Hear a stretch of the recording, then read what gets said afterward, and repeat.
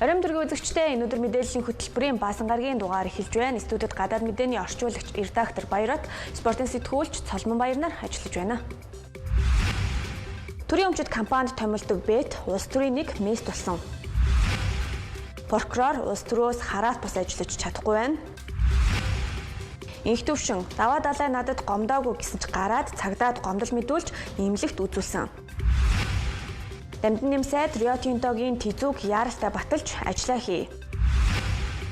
Малын олон төрлийн вакциныг цөөлж Монголд үйлдвэрлэж төсөвт хэмнэлт хийн.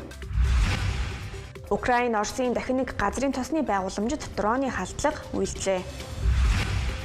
Европт Америкийн нэгдсэн улсын 80,000 орчим цэрэг байрлаж байна.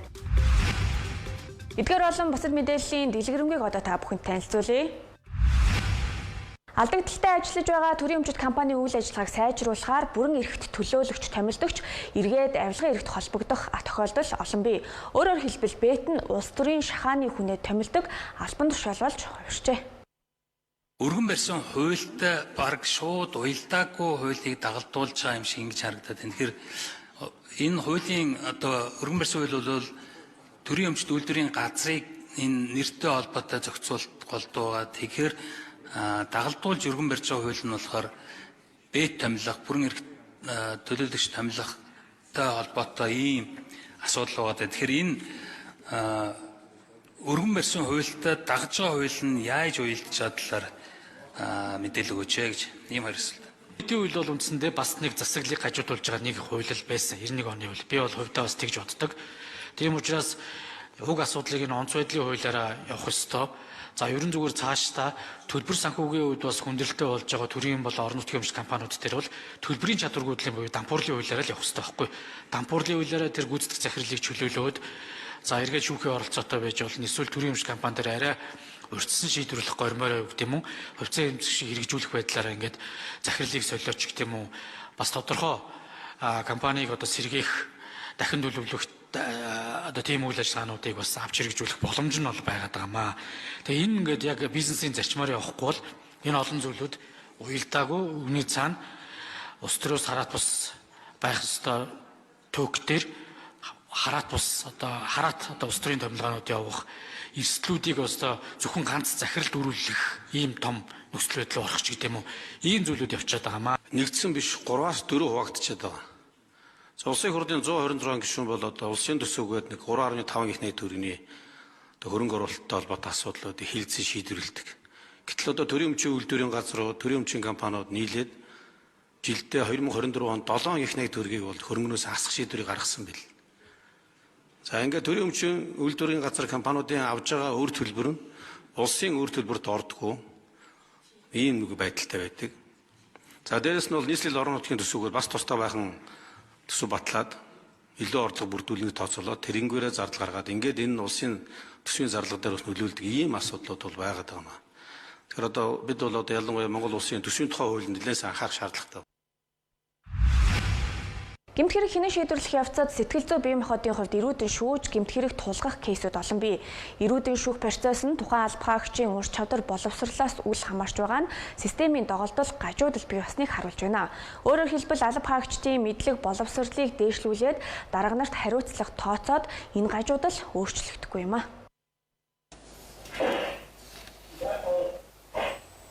Энэ оны 2 дугаар сар Цогн хайрхан дүүргийн цагдаагийн алба паагч иргэн эмийн биет халдаж гэмт хэрэг хүлээлгэх зорилгоор зодож байгаа бичлэг ил болсон. Хүний эрхийн үндэсний комист 2023-аас 2024 онд зөвхөн эрүү шүүлттэй холбоотой 108 гомдол иржээ. Эдгээрийн дийлэнх нь цагдаагийн алба паагчтай холбоотой байсан юм а. Төр гудамжинд иргэнэ гэмт хэрэг хийхэд шалгаж шийдэж чаддаг мөртлөө төр өөрийнхөө байгууллага дотор төрийн албаагчид нь гэмт хэрэг хийхэд шалгаж чадахгүй байгаагийн хамгийн том жишээ чинь энэ эрүү шүүлт байхгүй юу? Энэ прокурорын шинжил гэдэг зүйлийг яалтчгүй хийх цаг нь болжээ. Системийн доголдол алдаа бол тэнд байна гэдг нь тодорхой харагдж байгаа. Прокурор эрүүгийн хэрэг хэн шийдвэрлэх ажиллагаанд хууль заасан үндэслэл журмын дагуу зөв явагдаж гэнүү гэдэг дээр хяналт тавих ийм чиг үүрэгтэй. Гэтэл сүүлдээ мөрдөгчтэйгөө хамтраад зөвхөн яллах талыг баримтаж ажилдаг ч юм харж байна.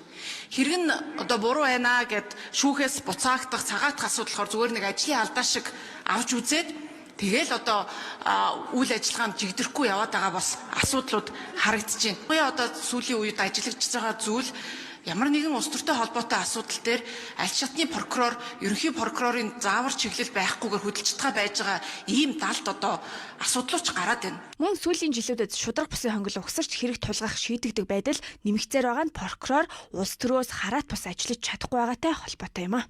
Тэр иргэдийн эрх сэргсэн үү? Иргэдийн эрх сэргэх одоо ихтгэл найдвар ассан уу? Жохон ч гэсэн энэ механизм хөдөлгөөнд орсон уу? Дахиж энэ мөрөө шүүлт гарахгүй байхын төлөө энэ засгийн газрын үйл ажиллагаа чиглэсэн үү? Системээрээ ажилласан уу гэдгийг л манай их хурл хянана.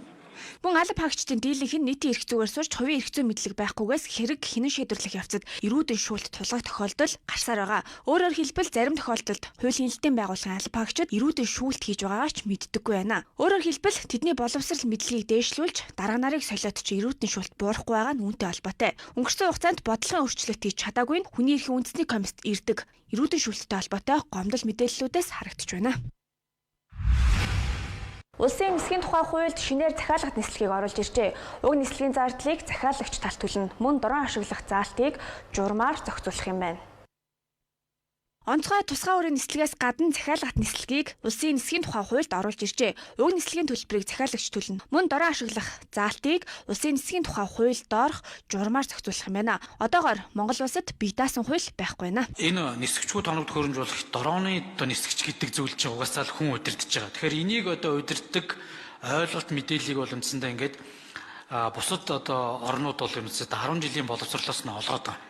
Энтэй яаж зөв болсон харьцах уу? Аюулгүй ажиллагаа нь юу гэдэг ингээд ерөн дээр Европын орнуудын Нордик орнуудын боловсролын системд бол ингээд цахим спортын асуудал ороод ирсэн байхгүй. Яг эцсийн дүндээ спорт гэдэг боловч эн чинь цэрэг батлан хамгаалалт салбарын цаашдын чиг хандлагатай тохируулаад залуу боловсон хүчнүүдийн техник технологитой харьцах энэ үйлчилгээний суурийг тавиад байгаа юм а. Тэгэхээр энэ дээр бас одоо би бол улсын ийм хуулийн төслийг яагаад тэгээд бас хурлын дарга бас хилцүүлэх асуудлыг анхаарч өгөөд ерөн зүгээр цаашдаа бидэд бас аль болохоор залуу үеийн техниктэй технологитой зөв харьцах тэрнээс биш дэлгэц ширтэж ийн гэдэг агуулгыг одоо бас хитийг өргөж яриад байгаа. Ерөн зүгээр энэний зохистой хэрэглээд аюулгүй ажиллагааны талаас нь бас анхаарч бас ойлгуулах хэрэгцээ бол байгаа шүү гэдэг зүйлийг хэлмээр байна. Мөн сүүлийн жилүүдэд гадаад дотоодын жуулчдын тоёрс нэмэгдэж байгаа энэ үед нисдэг тэрэг буух хөөрөх талбайг хэрхэн ашиглуулах талаар нисхийн тухай хууль тусгажээ. Хуульд нисдэг тэрэг буух урьдчилан захиалга өгснөөр бууж хөөрөх талбайг бэлтгэх юм байна. За энд бол иргэний нисхийн асуудал хамааралгүй. Улсын нисхийн тухай хуульд зөвхөн төрийн зэргийн болоод хууль сахиулах байгууллагад ашиглагдж байгаа энэ одоо нисдэг тэрэг бусад одоо онгоцтой холбоотой асуудал энэ хууль эрх зүйн хүрээнд зохицуулагдж байгаа юм. Тэгээ улсын нисхийн гэдэг утгаараа тэгж ойлгож болно гэж ойлгож байгаа. Улсын нисхийн тухай хуулийг 2003 онд баталж түүнээс хойш 6 удаа нэмэлт өөрчлөлт оржээ. Харин энэ удаагийнх нь хуулийн шинжилсэн найруулга юм а. Өнгөрсөн сарын 1-ний өдөр туулын урдны замын асуудал байнгын хорооны хуралдаанаар ороход улсын их хурлын гишүүн инх төвшин хотын орлогч Даваа Далайг чуулганы үүдэнд түлхэн унагсан. Уг асуудлын хүрээнд нэг нь гомдож нөгөө нь шалгагдаж байгаа гэж мэдгдлээ. Энэ оны 4-р сарын 1-ний өдөр төрийн ордонд туулын хурдны зам төслийн эдийн засгийн үр ашиг, техник эдийн засгийн үндэслэл болон төсөвт өртөг. Мөн санхүүжилтийн их усүр төсөвт үзүүлэх нөлөөлөл болон гүйцэтгэгчийн сонгон шалгаруулалттай холбогдох мэдээллийг байнгын хорооны хуралдаанаар хэлэлцсэн билээ. Тэгвэл энэ үеэр улсын хурлын гишүүн инх төвшин хотын орлогч Даваа Далай бие таалдаж мөргөж унгасан байдаг. Тэгвэл энэ талаар инх төвшин гишүүн уг нь Даваа Далай хэвлэлээр надад гомдоогүй гэж байсан хэдий ч гараад цагдаагийн газарт гомдол мэдүүлж ойрхон эмнэлэгт биш бүр сонгон айрхан дүүргийн эмнэлэгт үзүүлсэн байсан. Би уг нь уучлалт гуйсан гэх тайлбарыг хийгээд байна. Тэгээд энэ босон үйл явдлын дараа гомдол гаргасан байлаа. Тэгээд сонгон хайрхан дүүргийн эмнэлэг дэндээс гараад сонгон хайрхан дүүргийн эмнэлэг рүү очиж дүгнэлт одоо гаргуулсан байлаа. Тэгээд 5 хоног эмнэлэг твтэж хөдөлмөрийн чадвар алдсан гэсэн ийм асуудал гарсан байлаа. Маргааш нөгөөдөр нь ордон таараад би бас зүгээр үү гэд асуухад зүгээр одоо ажиллаа хийгээд энэ хэвлэл мэдээллүүд бас ингээд мэдээлэл өгөө явж исэн. Тэгээд энэ дүгнэлтэнд бол би санал нийлэхгүй байгаа учраас бүрэлдэхүүнтэй одоо дахиж энэ шинжээчийн бүрэлдэхүүн дахиж гаргахыг хүсэл гаргасан байна.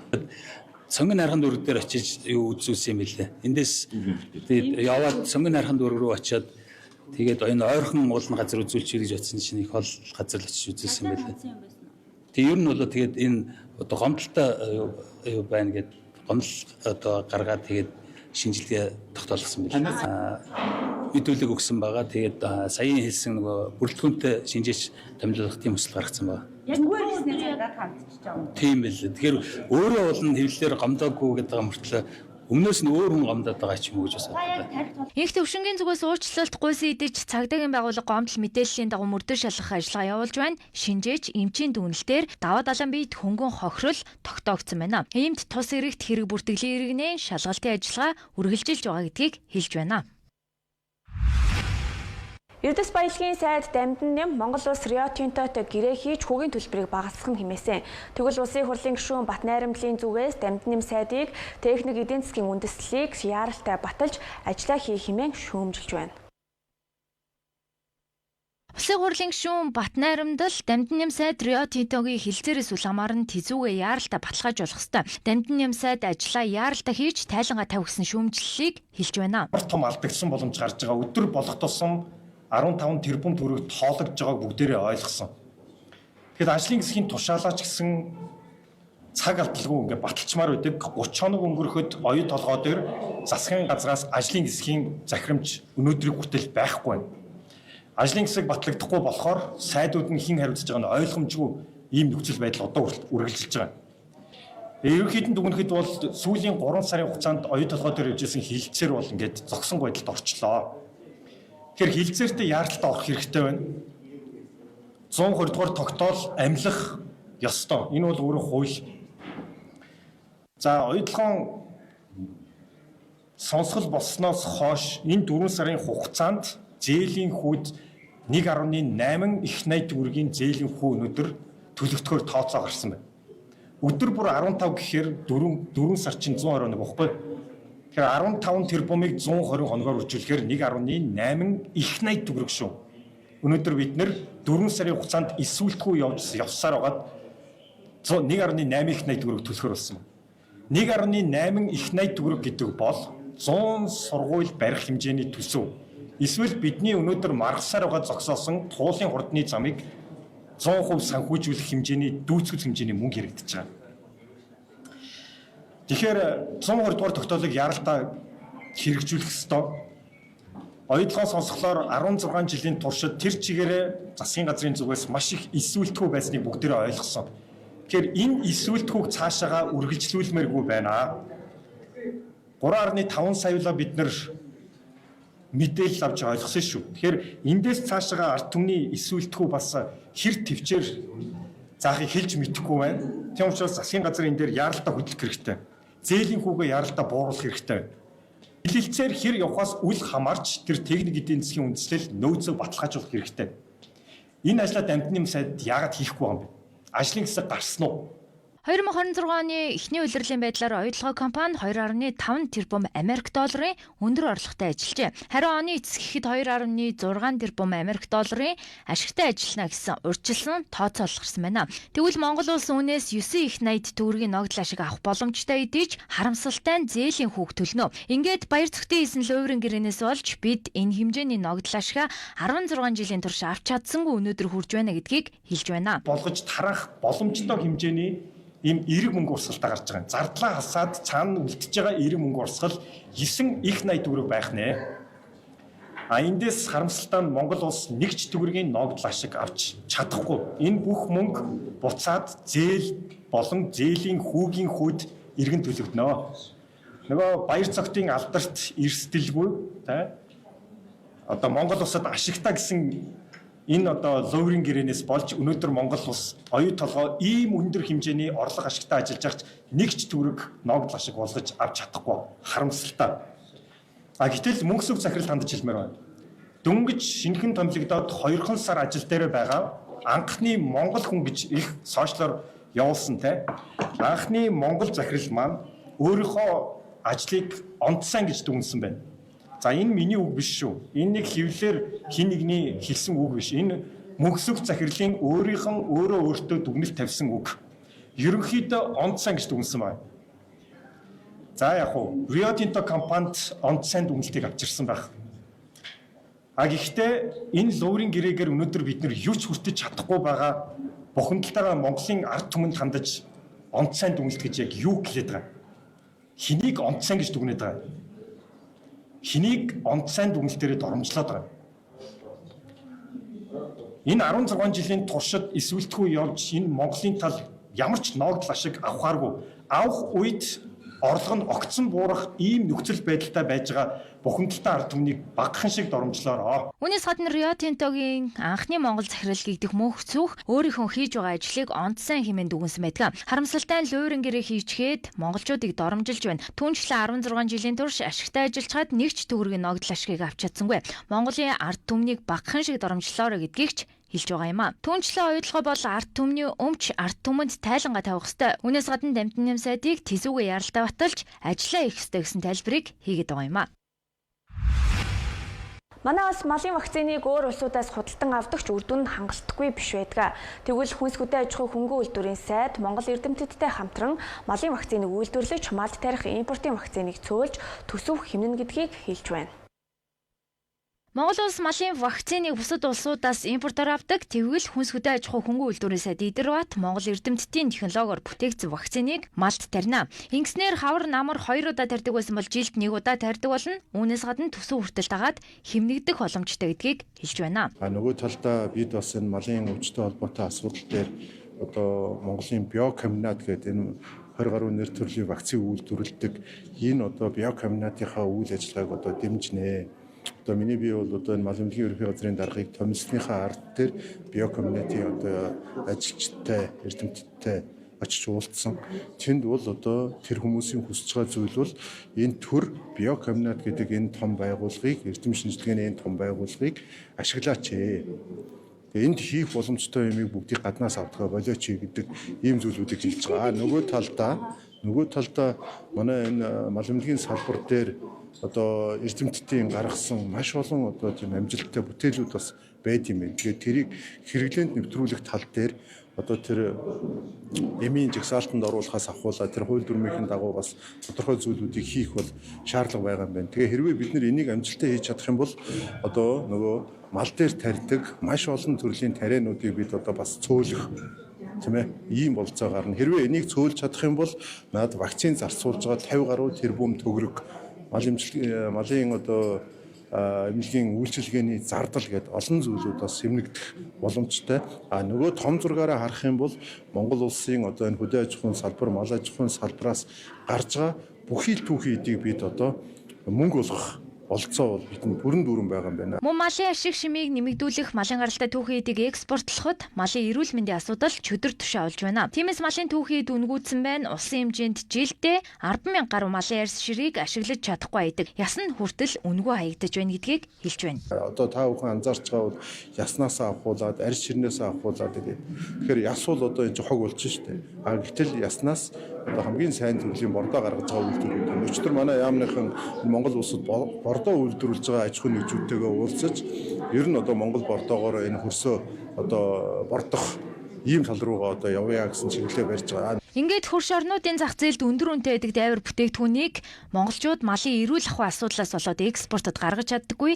Тиймээс мал эмнэлгийн байгууллагын тогтолцоо хөрөнгө оруулалт хангалттай түвшинд байгаач үйл ажиллагаа нь сайжрахгүй байна гэдгийг хэлж байгаа юм а.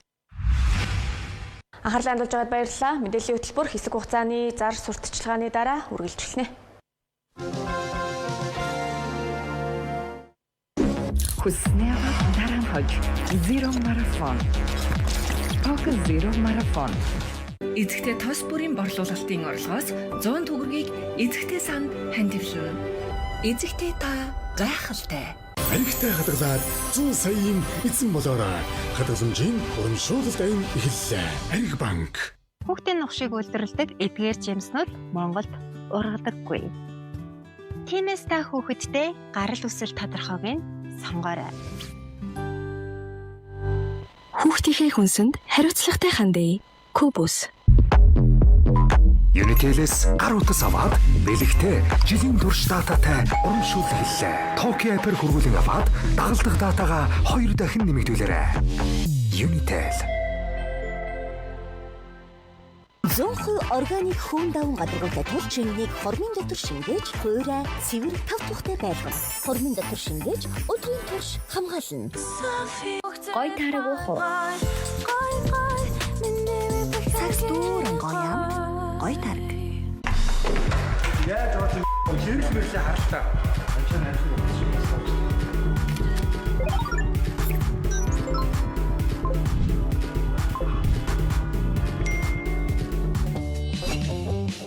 Эрсдэл хизээш тохиолдож болно. Харин таны хохирол ил тод хурдан шийдвэрлэгдэх болно. Агуулга InsurTech. We live to give.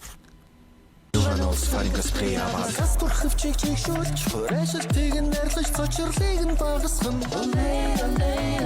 Sylvanos Faringa Spray. Sylvanos Faringa Spray. Сүүцэд компани үйлдвэрлэдэг таргийг худалдаж авснаар хонжуулт хөтөлбөрт оролцож нэг өрөө байр хончих боломжтой. Эрүүл мэндийг дархлаагаа дэмжиж нэг өрөө байртай болоорой. Сүүцэд компани таргийн баяр албан ёсоор эхэллээ. Ноён шатигнор Орайс. Эрүүл амт. Шараагүй жигэнсэн. Ходоодо бодъё Орайс. Аригтай хадгалаад 100 саяын эзэн болоорой. Хадгаламжийн урамшуулалт айн эхэллээ. Ариг банк. Эцэгтэй тос савшгаа шинжлэгчээ. Эцэгтэй та гайхалтай. Хүснээр дараан хож Zero Marathon. Poker Zero Marathon.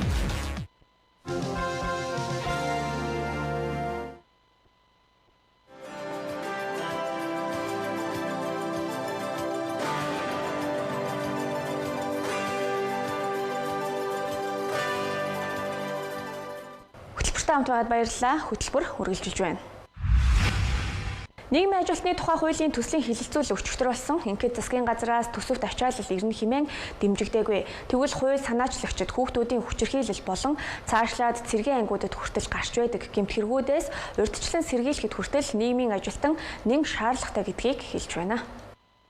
Чи яг засгийн газар дэмжээгүй гишүүн хууль өргөн барьж байгаа нэг давуу тал нь байгаа. Засгийн газар дэмжээгүй ч гэсэн гишүүд өөрсдөө цааш нь өрсөлдөд өргөн барь явдаг. За засгийн газар ирсэн санал бол жилийн өмнө ирсэн санал байгаа. Засгийн газарт хуулийг өргөн барьж одоо өгсөний дараа гишүүд яадаг вэ гэхэлэр тэр саналын дагуу засаж сайжруулдаг. Тэгээд бид нар тэр сайжруулалтыг хийгээд төсөвтөр нэмж ачаал үүсэхгүй гэдэг тооцоололыг хийсэн. Тухайн үед бол одоо тэр засварыг хийсний дараа одоо өргөн барьчид одоо хэлцүүлж байгаа байхгүй. Тэгэхээр тэр нөгөө засгийн газрын гишүүн бол тэр үеийнхаа саналыг уншиж танилцуулах хэрэгтэй. Тэгийн дагуу одоо анхны санал өгч тэр утгаараа явсан. Тэгэхээр одоо бол засгийн газар дэмжээгүй байгаа гол үндсэн төсөв байсан. Тэгээд төсөв дээрх тэр ачаал бүгдээр байхгүй гэсэн. Тэгэхээр одоо урьдчилан сэргийлтийн ийм одоо хүмүүсийн сэтгэл хөдлөлөөс дээрлэхэлтээс гэр бүлийн хүчирхийлэлээс урьдчилан сэргийлэх агуулгатай ажлыг ийм бүтцэх байхгүй. Тэгээд энэ бүтц нь яг ярьж байгаа шиг өнөөдрийн энэ мэдээлэл өнөөдрийн нийгмийн өөрчлөлийн дотор энийгээр явахгүй байгаагийн нэг сул тал гэдэг юм уу хор уршиг нь бол нийгэмд өрнөд байгаа энэ асуудал байхгүй. Тэгэхээр зайлшгүй нийгмийн ажлын одоо мэрэгжлийн нийгмийн ажлын үйлчлэгийг бол хүүхдүүд хаана байгаа тэр газар байх хэрэгтэй. Дээрэс нь тэнд бол өсвөр үеийнхаа зарим одоо олон улсын конференц бичиг цаасаар бол цэргүүд чинь бол жоохон өсвөр үеийн шилжилтийн үеийн дараах хүмүүс ч гэдэг. Тэгэхээр тэднэрт суур ямар ч үйлчлэгээ байхгүй, суур ямар сэтгэл зүйн хамгаалалт байхгүй. Өөрийгөө одоо таньж мэдэж бараг бүрэн амжиг эсвэл ээж аав нь түүнд ямар нэгэн болор хамгаалах тийм дархлаа суулгаагүй хүүхдүүд өөр орчин шилжиж ирэхээр бас ийм асуудал гарсан байна гэдэг. Тэгээ би яг ингэж тайлбарлаж байгаа шиг хандлагаар ажилладаг нь нийгмийн ажилтан байхгүй. Тэгэхээр энэ утгаараа бол нийгмийн ажилтан тэнд хэрэгтэй маш чухал оролцоотой ийм мэргэжил байгаа байхгүй. Хэрвээ яг мэргэжлийн нийгмийн ажил ажилтдаг бол тийм. Оронтойгоос 3,000 болгож нэмэгдүүлнэ гэсэн чинь одоо нэг оронтой төрийн албыг бас анхаар болгох гэж байна гэдэг шүү дээ тийм ээ. Одоо яг хичнээн нийгмийн ажилтаа ажлын байр. Одоогоор 3,000 гаруй нийгмийн ажилтан угаасаа ажиллаж байгаа тийм. Тэгвэл тэн дээр нэмэгдээд ахаад дутуу байгаа байхгүй. Орон тооны ингээд одоо хомс л орчод байгаа байхгүй. Дутуу байгаа. Яагаад дутуу байгаа гэхээр хүмүүс явж оцсон ч гэсэндээ тэн чинь нөгөө би хэлсэн шүү дээ. Бид нар нөгөө байглаа гэж бүхэн айлгдаг болчиход байгаа учраас бид нар хүмүүсийг тий хүүхдүүд дунджаар 3 жилийн дараа ажлаас гардаг шинэ том мэдээллийг дуртахад 108 утасны төвд одоо ирсэн дуудлага мэдээлэл гэхэд 108 ч одоо хүүхдийн нөгөө тусламжийн дугаар шүү дээ. 100 гаруй мянган хүүхэд одоо хандаж зөвхөн 24 онд шүү дээ тий хандаж одоо дуудлагаар холбогдсон байна. За яг хүчирхийлэлд өртсөн 16 мянган хүүхэд. За шуурхай тусламжийн үйлчилгээнд 36 мянган хүүхэд одоо хамрагдсан. За хамгаалах нөхөн сэргийлэх үйлчилгээнд 17,000 хүүхэд. Асрамжийн төвд бол 900 орчим хүүхэд одоо бас хамгаалагдаж байна. Төр хамгаалах байраар бас 2,300 хүүхэд гар хүүхэд одоо үйлчлүүлсэн байна. Хараа хяналтгүй 240 хүүхэд, хөдөлмөр эрхэлж байгаа 430 хүүхэд. За унаач хүүхэд бол нэг 16,000 орчим хүүхэд байна. Гэх мэтчлэн одоо тоо баримтад бол байна тий.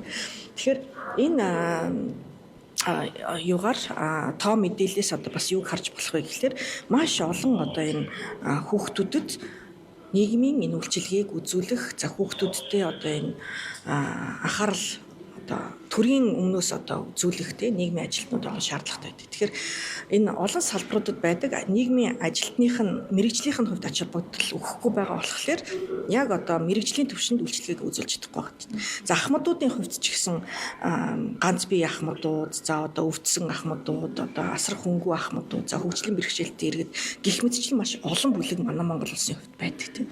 Тэгэхээр яг нийгмийн ажилтныг ажлынхын хувьд бас нэгтгэж нэгдсэн мэрэгжил арга зүгээр одоо хангаж за дээрэс нь төр өөрөө өөрт байгаа мэдээлэл дээрээ суйрлаж урьдчилан сэргийлэх илүү одоо үйлчилгээгээ сайжруулах тийм анхаарлаа хандуулад яг нийгмийн одоо эмзэг бүлэгт байгаа хүмүүсээ одоо илүү сайн амьдралын сайжруулахын тулд нэгдсэн одоо энэ мэдээллийн сан нэгдсэн платформ энэ мэрэгжлийнх нь хувьд нэгтгэсэн юм байдал тийм зүгээр хуульчдын холбоо өмгөөлөгчдийн холбоо эмчнэрийн гэдэг юм одоо энэ бүхий л одоо энэ мэрэгжил байдаг энэ үн цэнийг бий болгох ийм зорилго агуулгатай хууль. Засгийн газраас хэрэгжүүлж байгаа чөлөөллийн санаачлахын хүрээнд цахилгаан хөдөлгөөртэй автомашины хэрэглээг нэмэгдүүлэх, байгаль дээлтэй тээврийн хэрэгслийг дэмжих чиглэлээр шинэ бодлогыг танилцууллаа. Уг бодлогын хүрээнд цахилгаан тээврийн хэрэгслийг дугаарын хязгаарлалтаас чөлөөлөх, ногоон дугаар олгохоор төлөвлөж байна. Энэхүү шийдвэр нь нийслэлийн авто замын хөдөлгөөний зохицуулалтад өөрчлөлт оруулахын зэрэгцээ агаарын бохирдлыг бууруулахад чиглэж байна. Улсын хэмжээнд тээврийн хэрэгслийн бүртгэлийн систем дээр 1.3 сая тээврийн хэрэгсэл бүртгэлтэй байгаагаас 553 мянган хос хөдөлгөөртэй буюу хибрид тээврийн хэрэгслүүд байна. За энэ төрлийн тээврийн хэрэгслүүдэд ногоон дугаар олгохгүйг онцолж байна. Шинэ бодлогын хүрээнд зөвхөн захилгаан хөдөлгөөртэй тээврийн хэрэгсэл, за ногоон дугаар авсан тээврийн хэрэгслүүд дугаарын хязгаарлалтаас чөлөөлөгдөж хөдөлгөөнд саадгүй оролцох боломж бүрдэх юм а. За энэ дээр бол захилгаан тээврийн хэрэгслийн хэрэглээг нэмэгдүүлэх мөн 24 оны 11 сарын 8-наас эхлээд улсын хэмжээнд бол одоо импортоор орж ирж байгаа тээврийн хэрэгслийг нийслэлийн иргэдийн төлөөлөгчдийн хурлын шийдвэрээр бол дугаар олох хийхгүй байгаа. Тэгээ энэтэй холбогдуулаад цахилгаан тээврийн хэрэгслийг дугаар олох хязгаарлалтаас одоо чөлөөлөх юм сайдын тушаал болон засгийн газрын тогтоол шийдвэрүүд өчигдроос бол хэлцэгдээд гарч байна. 100% цахилгаан дээрээ нэмэлт батарей цэнэглэх хийх үүсвэр буюу одоо жижиг хэмжээний генератор одоо суйрлуулсан ийм тоноглолтой тээврийн хэрэгслийг болов цахилгаан ангилд оруулаад ногоон дугаар олгох ийм шийдвэр гарсан гэдгийг олон нийтэд бас хэлье. Одоо олон нийтэд үүсэж байгаа Прус, Аква, мөн хослолмол хөдөлгөөртэй буюу хибрид тээврийн хэрэгслүүдээр олголт хийнэ гэдэг ийм бас ташаа мэдээлэл явж байна. Энэ бол ерөөсөө олголт хийхгүй. За одоогоор манай улсад 2215 захилгаан автомашин хосолсон буюу батарей цэнэглэх нэмэлт их үүсвэртэй 72 ширхэг тээврийн хэрэгсэл байна. За гисэн эдийч цэнэглэх станцыг хүртээмж хэрэглэгчдийн мэдлэг мэдээлэлээ харьцангуй хязгаарлагдмал байгаа юм а. Ерөнхийдөө бол цахилгаан тээврийн хэрэгсэл гэдгээрээ л давуу талуудыг ерөнхийдөө бид нар нээж өгж байгаа юм. Одоо бензин шатхууны үн ханш те олон улсын нөхцөл байдлаас шалтгаалаад манайд хомсдол бий болж энэ дээр нь энэ өөрөө байгаль орчин нээлттэй байдал нэн тэргуунд яригдж байгаа. Тэгэхээр энэ давуу тал түүнээс биш одоо бусад тээврийн хэрэгслээс илүү одоо давуу нөхцөл байдлыг бид нар бол их нээж өгөөгүй. Одоо бол дугаарын хязгаарлалтаас чөлөөлж байна. Дээр нь бол дэд үсгийн асуудал хомигдмал байгаа учраас дэд үсгийг нь бол хувийн хвшилтэй хамтран шийдэх ийм нөхцөл байдлуудыг л одоо төлөвлөлт тавьчих. Иймээс төрөөс хэрэгжүүлж байгаа бодлого нь иргэдийг захилгаан автомашин хэрэглэхэд түлхэж зөвч урт хугацаанд агаарын бохирдлыг бууруулах, шатхууны хэрэглээг багасгах ач холбогдолтой байна. Сүүлийн үед орон сууцны зайлшин гэр бүлийн маргаантай холбоотой хэрэг нэмэгдэж байгаатай холбогдуулан хуульч өмгөөлөгчд иргэдэд газар дээр нүн төлбөргүй зөвлөгөө өгч эрх зүйн туслалцаа үзүүлэх нэгдсэн удирдлагыг зохион байгууллаа. За өнөөдөр хуульчдын Провано 2026 өмгөөлөгч тань туслын нэгдсэн өдрөлөг Зүхбаатарын талбайд боллоо. Тус арга хэмжээний хүрээнд иргэдэд хууль зүйн зөвлөгөө, мэдээллийг үн төлбөргүй хүргэж, тулгамдж байгаа асуудлаар нь мэргэжлийн өмгөөлөгч, хуульчид газар дээр нь зөвлөн тусаллаа. Монгол Улсын өмгөөлөгчдийн холбооноос жил болгоны 5 сарын 1-ний өдөр иргэдтэй зориулсан өнгөө зөвлөгөө буюу пробоно үйлчилгээ үзүүлээд ингээд төвшил алдсан байгаа. Тэгээ энд болохоор ганц өмгөөлөгчтэй холбоош өмгөөлөгчдийн холбоонд хамааралтай хуулийн этгээдүүд, хуулийн фермүүд, за тэгээ дээр нь одоо Монголын хуульчдын холбоо, дээр нь дандаа нэг хууль талаас улсын бүртгэл натроод гэдэг бүх байгууллагууд яг иргэдэд хэрэгцээтэй бүх мэдээллийг өссөн хариу мэдээллийг өгөх гээд ингээд бид нар сууцгааж байгаа. За ялангуяа сүүлийн үед нэмэгдэж байгаа орон сууцны залингийн эрхт өртсөн иргэдэд чиглэсэн зөвлөгөө зөнхөлж эрхээ хэрхэн хамгаалах, хохирлоо барагдуулах боломж, хууль эрх зүйн гарч ийдийн талаар дэлгэрэнгүй мэдээлэл өгчээ. За би нэг 2 хоногийн өмнө хууль зүйн яамны зохион байгуулж байгаа энэ пробоно өдрөлтөөс оролцсон. Тэгээд тэрнийг оролцсон өнөөдрийн байгаа байдал хүмүүсийн зөвлөгөөнд хэлэхэд дийлэнхтэй орон сууцны захиалгын гэрээний хохирож өссөн хүмүүс их байна. Тэгээд тэр нөгөө гэр бүл тусалтай холбоотой асуудлууд бас их болцсон байна. Яавал одоо хөрөнгө мөнгөө хүүхдээ яах вэ гэсэн асуудал цаг үеэр тэгэхээр яг өнөөгийн байдлаар цаг үеийн асуудлууд хамгийн ихээр тавигдж байгаа нь гэр бүлийн болон орон сууц захиалгын гэрээтэй холбоотой. Ер нь одоо иргэдийн амьдралтай холбоотой асуудлууд байна. За зохион байгуулагчдын зүгээс энэхүү арга хэмжээ нь иргэдийн эрх зүйн мэдлэгийг дээшлүүлэх, хууль зүйн туслалцааг илүү хүртээмжтэй хүргэх зорилготой бөгөөд цаашид тогтмол зохион байгуулахаар төлөвлөж байгааг онцоллоо.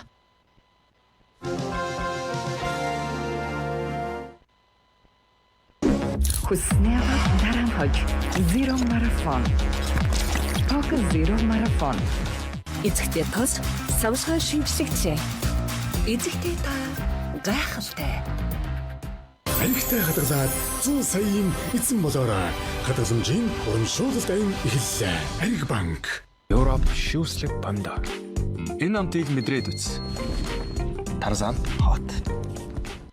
Номинсэлж дэлгүүрт Bianca Truffle 1660 төгрөг. Бэлэг Truffle Bianca. Яаж бол хэрэг мэрлээ харалтаа. Анчаа нарийн өгсөн.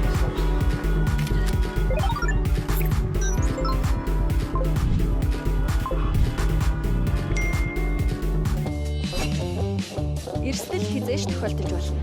Харин таны хохирол ил тод хурдан шийдвэрлэгдэх болно. Агуулга InsurTech We Live to Give.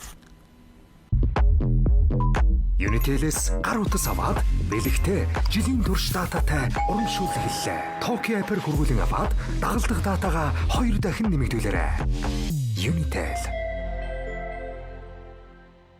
Зөнхөн органик хүнд даван гадаргуултай тул чингэнийг хормын дотор шингээж, хуурай, цэвэр, тав тухтай байлгана. Хормын дотор шингээж, өдрийн турш хамгаална.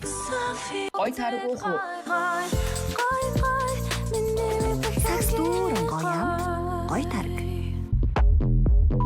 Unitel-с гар утас аваад бэлэгтэй жилийн турш дататай урамшуул хэллээ. Tokyo App-ээр хургуулan аваад дагалдах датагаа 2 дахин нэмэгдүүлээрэй. Unitel. Сүүцэд компани үйлдвэрлэдэг таргийг худалдаж авснаар хонжуурт хөтөлбөрт оролцож нэг өрөө байр хочих боломжтой. Эрүүл мэнд дархлаагаа дэмжиж нэг өрөө байртай болоорой. Сүүцэд компани таргийн баяр албан ёсоор ихэллээ. Есэн Түкэ. Кавказын нуруунд 800 жилийн турш эрдэлсэн ус 1000 метрийн гүнээс шилэнд батадгав. Есэн Түкэ. Аригтай хадгалаад 100 саяын эзэн болоорой. Хадгаламжийн урамшуулалт айн эхэллээ. Ариг банк. Эцэгтэй тос бүрийн борлуулалтын орлогоос 100 төгрөгийг эцэгтэй санд хандивлана. Эцэгтэй та гайхалтай. Хүснээр дараан хож Zero Marathon. Poker Zero Marathon.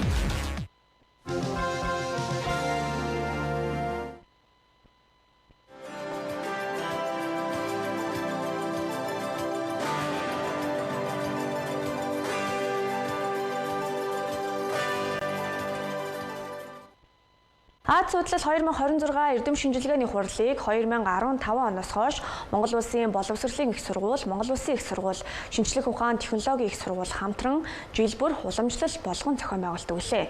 Энэ удаагийн хурлыг Монгол Улсын боловсролын их сургуулийн, нийгэм хүмүүнлэгийн ухааны сургуулийн, дорн дахны тэнхим хариуцсан зохион байгуулж байна.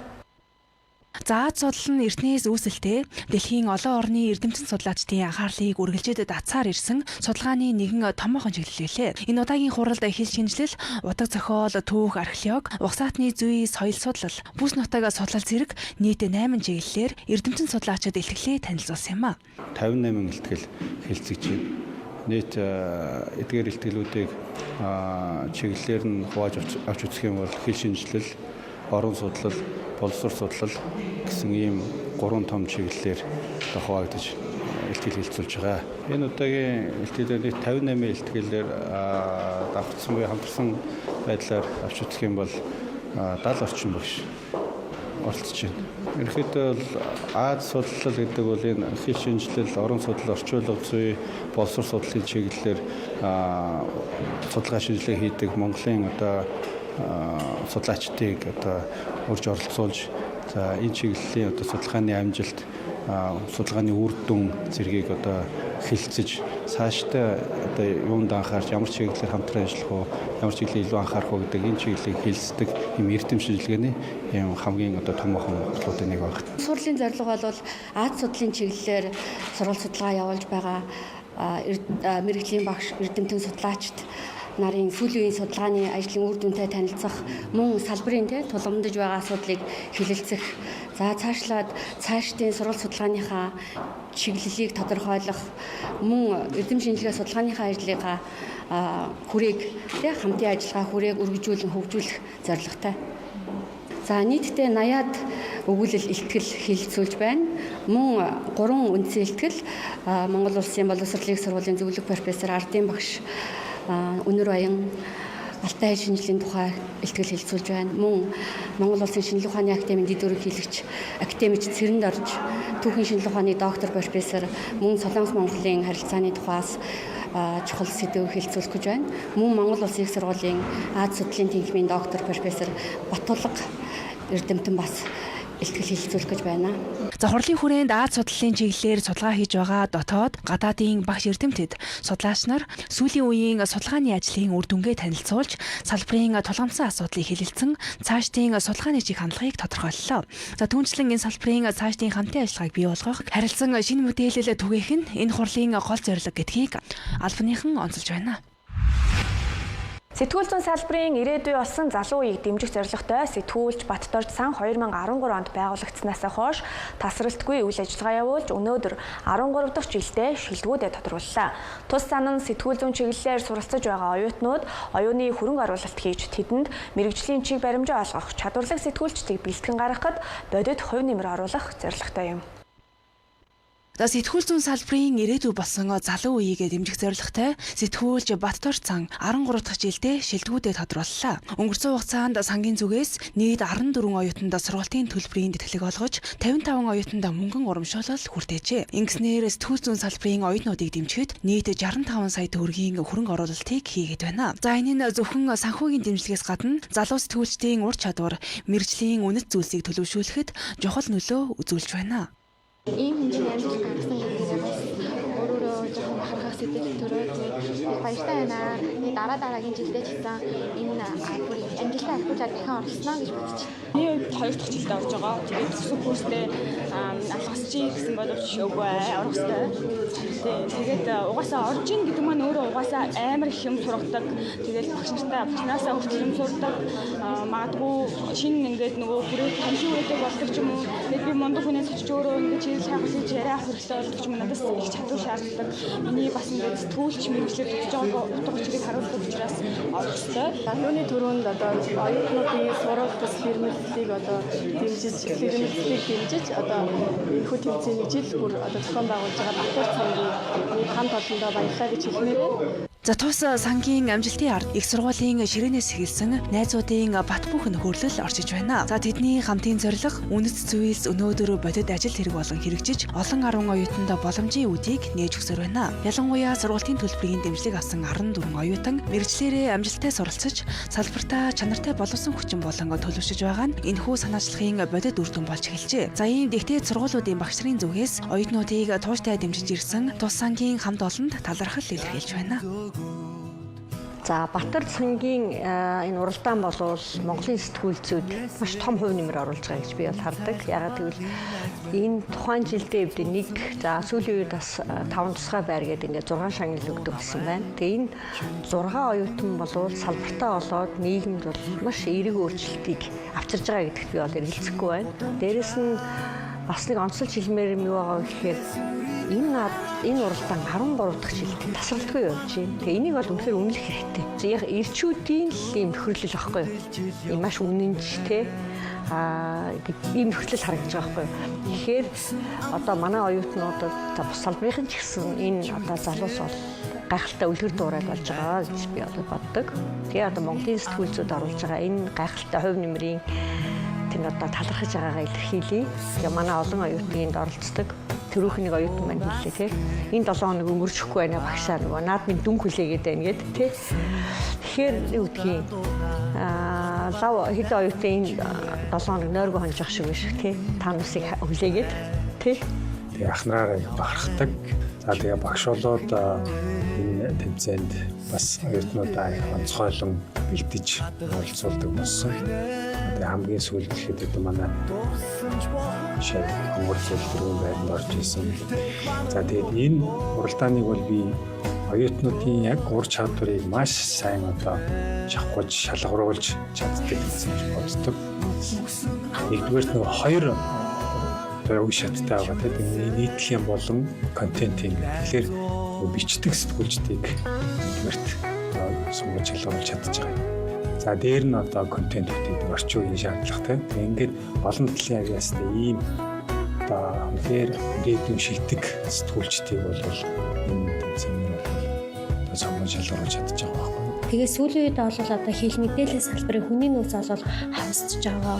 Ийм тохиолдолд сэтгүүлч оюутнуудыг тэмцээн ийм одоо уралдаан тэмцээн зохиогдож одоо тэр нь өөрөө тогтмол болж байгаад бол их баяртай байдаг. Ялангуяа Батар сангийн уралдаан болоод нэлээд одоо тийм шагналын сан өндөртэй учраас оюутнуудыг сонирхож явдаг.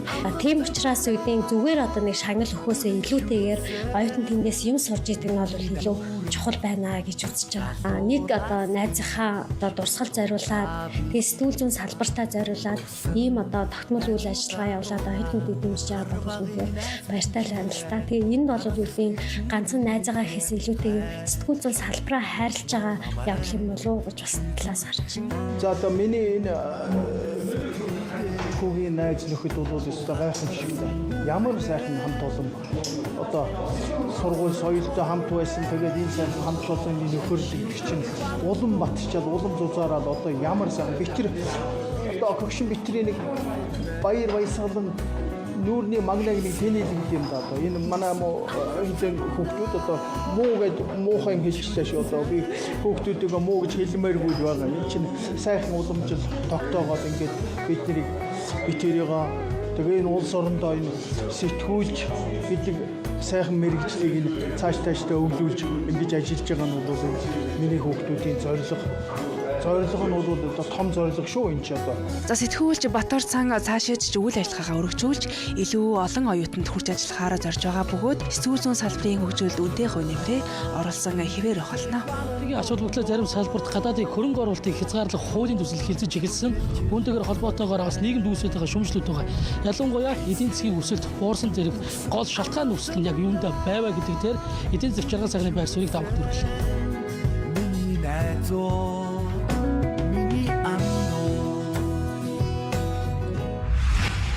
Монголын хэвлэлийн үрэлэнгийн 30 жилийн тохиож байгаа энэ өдрүүдэд Монголын хэвлэл мэдээллийн доктортой байдлын форумыг зохион байгууллаа.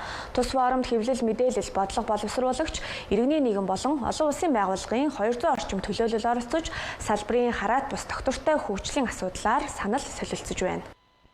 За 1996 онд чөлөөт хэвлэл төслийн хүрээнд байгуулагдсан хэвлэлийн хүрээлэнгийн 30 жилийн эдгээр өдрүүдэд тохиож байна. Өнгөрсөн 30 жилийн хугацаанд тус хүрээлэн нь мэрэгжлийн сүүл зөв хөгжүүлэх, ардчлал, ил тод байдлыг бэхжүүлэхэд чухал хувь нэмэр оруулж ирсэн билээ. Энэ хугацаанд 1300 гаруй сургалт хэлэлцүүлгийг зохион байгуулж 34,000 гаруй хүнийг хамруулан 270 гаруй судалгаа, 140 гаруй ном гарын авлагыг хэвлүүлээд байна. За хэвлэлийн хүрээлэн байгуулагдсанаас 30 жилийн хугацаанд сэтгүүлчд хэвлэл мэдээллийн байгууллагуудын мэрэгжлийн мэдлэг чадварыг дээшлүүлэх чиглэлээр тууштай ажиллаж ирсэн. За энэ хугацаанд бол нийтдээ 1200 гаруй сургалт үйл явдлуудыг зохион байгуулж 35 мянган хүнийг хамруулж мэдлэг ойлголтыг нь дээшлүүлсэн. Энийг бол бид нар бас тууштай ажилласныхаа үр дүн гэж бодож байгаа. За дээрээс нь хэвлэл мэдээллийн салбарын хөгжлийг судлах, баримтжуулах ажлыг бол тогтмол хийж ирсэн. Өнгөрсөн хугацаанд бол 270 гаруй бие даасан хэвлэл мэдээллийн салбарын судалгааны ажлыг хэрэгжүүлсэн. За мэдээж хэрэг энэний хажуугаар одоо ном гарын авлах, сурах, бичих, сургалтын хөтөлбөр боловсруулах гэх зэрэг олон янзын аргаар сэтгүүл зүйн хэвлэл мэдээллийн салбарт одоо хөгжил дэвшилтэн тодорхой хэмжээгээр хувь нэмэр оруулж ирсэн. За өнөөдрийн хувьд бол хэвлэл мэдээллийн тогтвортой байдлын форум гэж бүтэн өдрийн олон талын хилцүүлгийг зохион байгуулж байгаа. За судалгааны дүнгээс харахад хэвлэл мэдээллийн эрх зүйн орчинд ахиц байгаач хэрэгжилт сул ялангуяа мэдээлэл авах эрхийн хууль бодит амьдралд хангалттай хэрэгждэг байна. Түүнчлэн салбарын хараат бус байдал, өргөн нэвтрүүлгийн зохицуулалт, олон нийтийн хэвлэл мэдээллийн удирдлага, санхүүжилт, төрийн зарчилгааны хуваарлалд ил тод төвийг сагсан биш хэвээр байгааг онцолж байлаа.